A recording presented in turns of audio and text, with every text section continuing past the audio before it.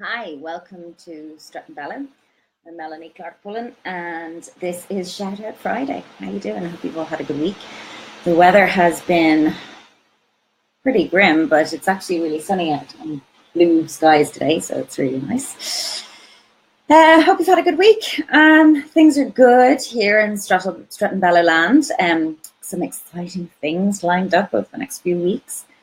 So please be sure to link up on my newsletter, sign up for my newsletter. If you go to www.strutandbellow.com, there'll be a pop-up subscriber square that you can sign up for. And I will be issuing a newsletter early next week with some exciting news. So do sign up to that. It'd be nice to know who's out there and who's following, and how to get to know the community who's begun to follow me and getting loads more follows on Instagram, which is really lovely. Strut and Bellow exists as a platform, an emerging platform, to inspire, empower, and promote women who make. Basically, that's my tag. It's Shout Out Friday. I've got a couple of shout outs to do. It's going to sound odd that I'm shouting out to somebody who's super, super famous, but I'm shouting out Jane Fonda. I've just finished listening to her autobiography, which is My Life So Far, which I think is about 10 years old now, but I've been listening to it on Audible, and it's a really phenomenal story, and it's actually best in her voice. She reads it so well because, you know, she's a terrific actress, and I have to admit, I've known of Jane Fonda.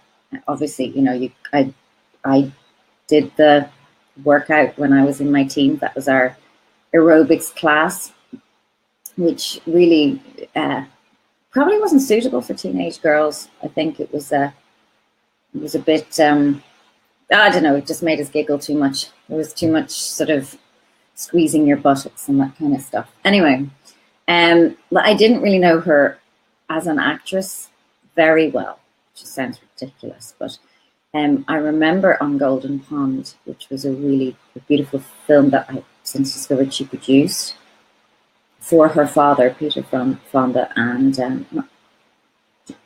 not Peter Fonda, that's her brother. Having a brain freeze.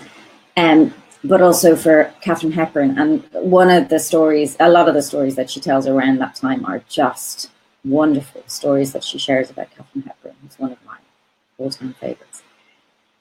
But what's been really interesting is listening to what she calls her third act, which chronicles the time, and it's actually the tiniest bit of the end of the book, chronicles the time after the end of her third marriage to Ted Turner and her finding her spirituality. And it was so interesting because I had no idea that she'd actually kind of found her way to Christianity in the latter half of her life.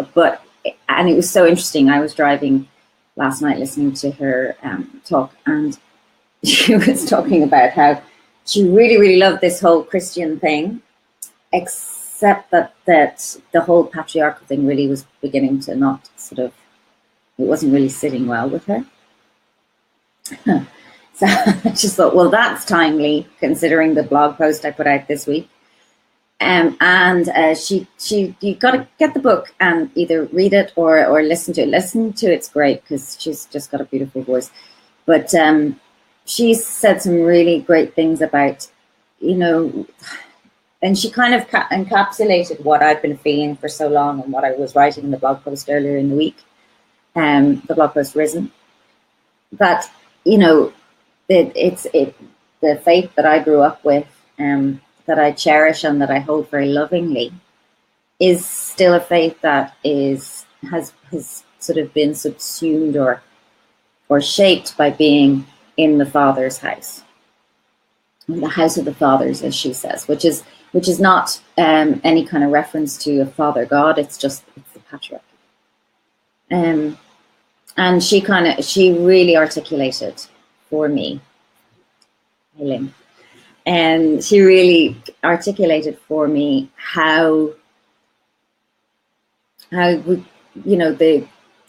it's that being in the house of the fathers isn't good for men or women. It's not good for anyone. And that, it's not a case of tearing down a patriarchy and setting up a matriarchy in its place. It's finding a way that the feminine aspects that are important can come more to the fore.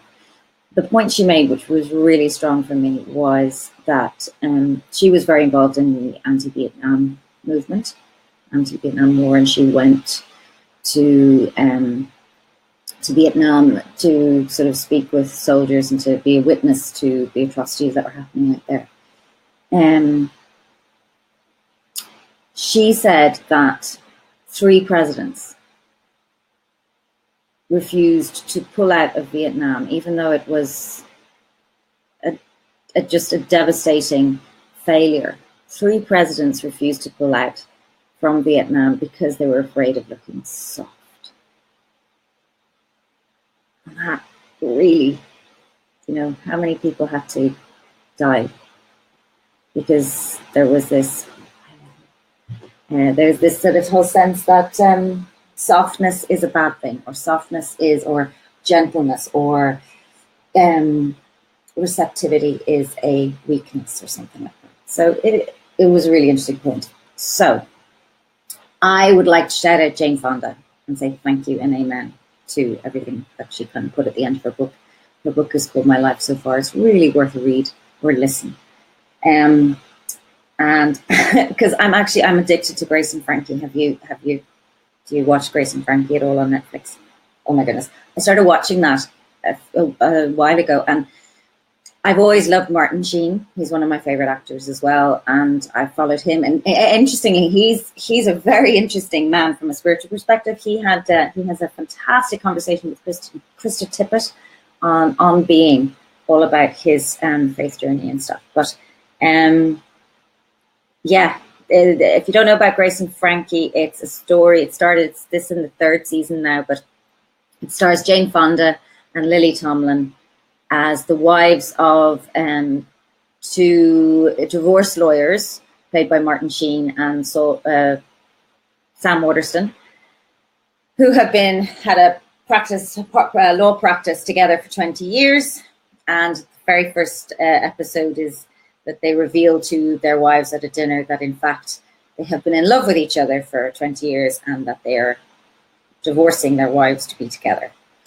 And the fallout of all of this. And so you've got Jane Fonda playing Grace and Lily Tomlin playing Frankie, and they are kind of thrown together and they are chalk and cheese.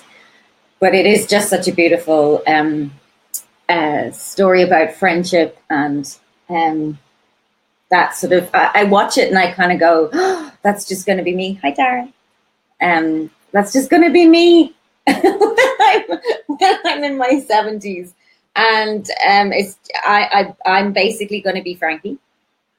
So the role of Grace is, apply here. Although I reckon it's probably going to be my sister.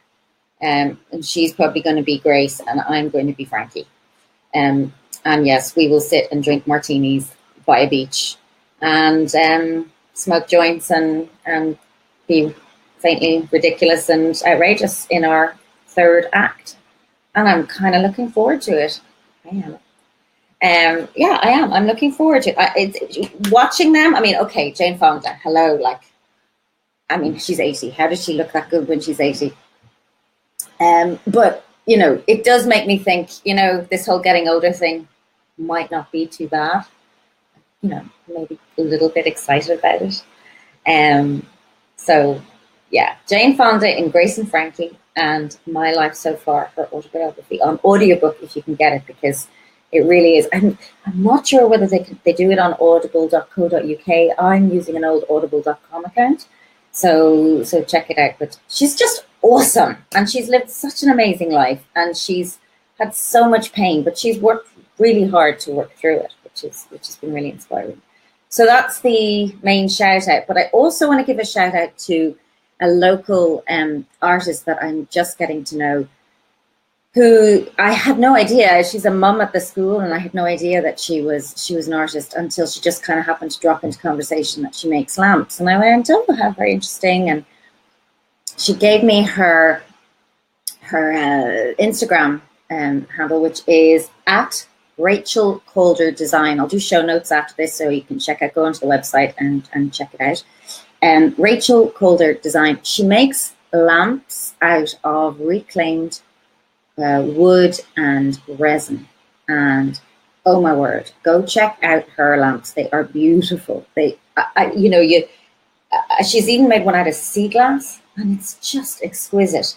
But tomorrow, if you are local to North Down, tomorrow there is a Valentine market in Hollywood Old School on the Church Road in Hollywood, and she is selling her lamps at the Valentine market. So that's Valentine market Saturday, the 10th of February in Hollywood Old School at Church Road in Hollywood, and there'll be loads of other crafters there, and there's the North Down Craft Collective, and they do things. And I don't know them very well, so I'm going down to find out tomorrow, have a look around, and try and see if I can scrounge some money from the pot.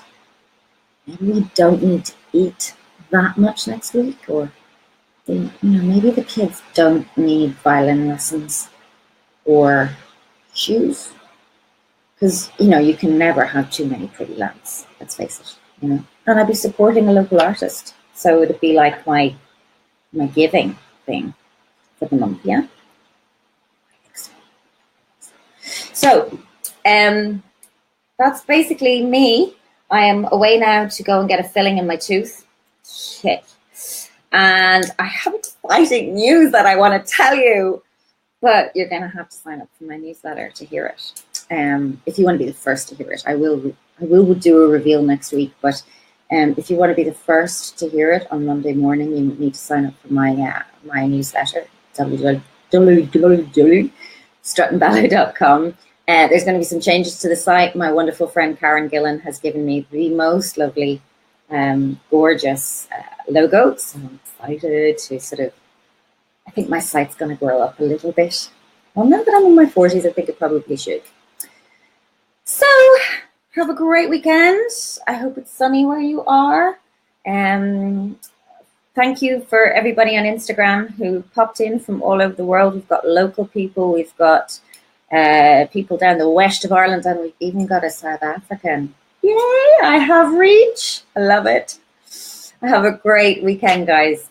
Lots of love. Keep strutting and bellowing. Talk to you soon. Bye.